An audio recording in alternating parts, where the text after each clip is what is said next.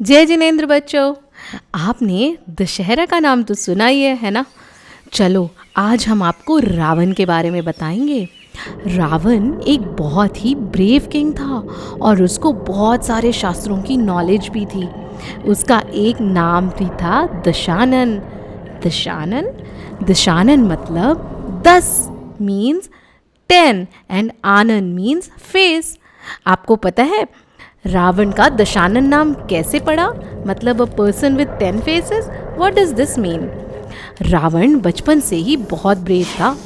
एक दिन उसने एक नेकलेस ले लिया जिसमें 9 प्रेशियस जेम्स लगे हुए थे और उसकी सेफ्टी के लिए बहुत सारे नाग कुमार देव उसके आसपास रहते थे। तो पता है क्या हुआ? बेबी के फेस का रिफ्लेक्शन जेम्स में दिखाई देने लगा। तो अब टोटल 10 फेसेस सबको दिख रहे थे, इसीलिए उनका नाम पड़ गया दशानन। जब वो बड़े हुए तो उन्होंने सारी वॉर्स जीत ली। बहुत सारे राजा उनके अंडर रूल किया करते थे, इसलिए रावण बहुत अहंकारी, बहुत प्राउडी हो गया। एक दिन वो किसी फॉरेस्ट से जा रहा था।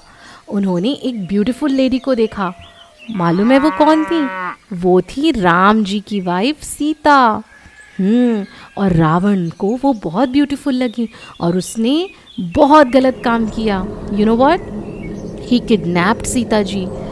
इसी रीज़न से रामचंद्र जी और उनके ब्रदर लक्ष्मण ने रावण के अगेंस्ट बहुत बड़ी वॉर स्टार्ट कर दी थी। कई दिनों तक ये लड़ाई चलती रही और उस लड़ाई के आखिरी के कुछ दिनों में जब लक्ष्मण और रावण लड़ रहे थे तो पता है क्या हुआ? लक्ष्मण ने एक एरो मारा जिससे कि रावण का सिर कट गया। मगर ये क्या, एक सिर कट गया तो 100 नए सिर बन गए। बच्चों, लक्ष्मण ने फिर से अटैक किया। अब रावण का हाथ कट गया, लेकिन पता है क्या हुआ? बहुत सारे न्यू हैंड्स बन गए। पता है बच्चों ऐसे कैसे और क्यों हो रहा था? रावण ने कई दिनों तक साधना करके, मेडिटेशन करके एक स्पेशल विद्या धारण कर ली थी जिसका नाम था बहुरूपिणी विद्या। बहुरूपिणी विद्या, इस विद्या की वजह से लक्ष्मण के बार बार अटैक करने से भी रावण मर नहीं पा रहा था। पता है फिर क्या हुआ? लक्ष्मण के बार बार अटैक करने से रावण की विद्या जो थी वो वीक होती चली गई एंड एट लास्ट वो बहुरूपिणी विद्या रावण की बॉडी से निकलकर भाग गई। अब रावण अपने असली रूप में आ गया। रावण को बहुत गुस्सा आया।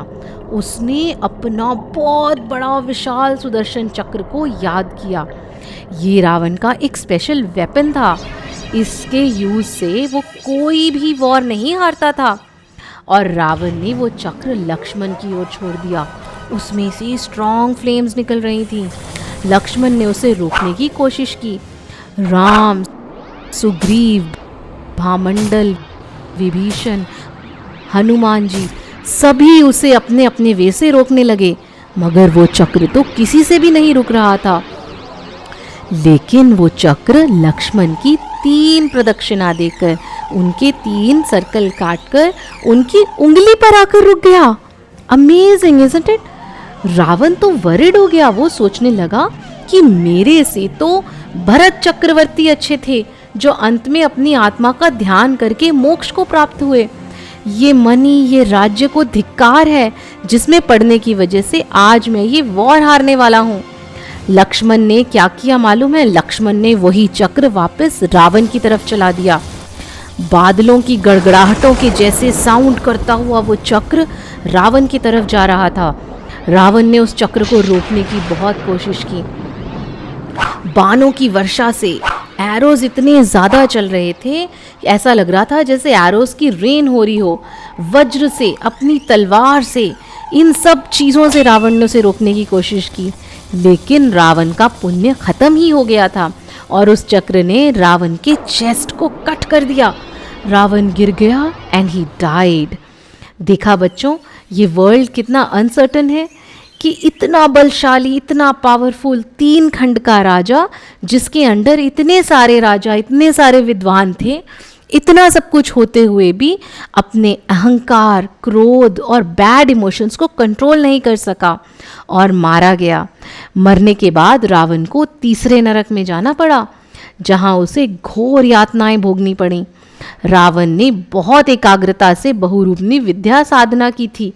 अगर वो इतनी एकाग्रता से, इतनी कंसंट्रेशन से अपनी आत्मा का ध्यान करता तो मोक्ष ही चला जाता था।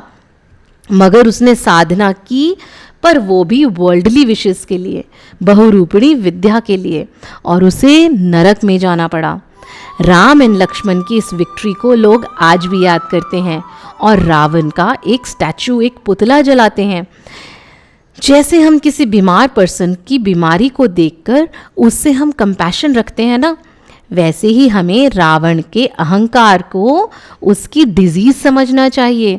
हाँ, और उनसे इंस्पिरेशन लेनी चाहिए कि हम अपने अंदर के बैड इमोशंस को ख़त्म कर दें। केवल रावण का एक स्टैचू, एक पुतला जला देने से क्या फ़ायदा होगा? कुछ भी नहीं। उससे तो बल्कि और हिंसा ही होगी। इतने सारे पटाखों से, इतने अननेसेसरी फायर से, धमाके से एनिमल्स भी बहुत परेशान होते हैं। और हमें ये भी सोचना चाहिए कि लाइफ के एंड में जैसे रामचंद्र जी ने तपस्या की और मोक्ष को प्राप्त करके भगवान बन गए, ऐसे ही हमें भी मोक्ष की ओर आगे कदम बढ़ाने चाहिए। बढ़ाएंगे ना? जय जिनेंद्र।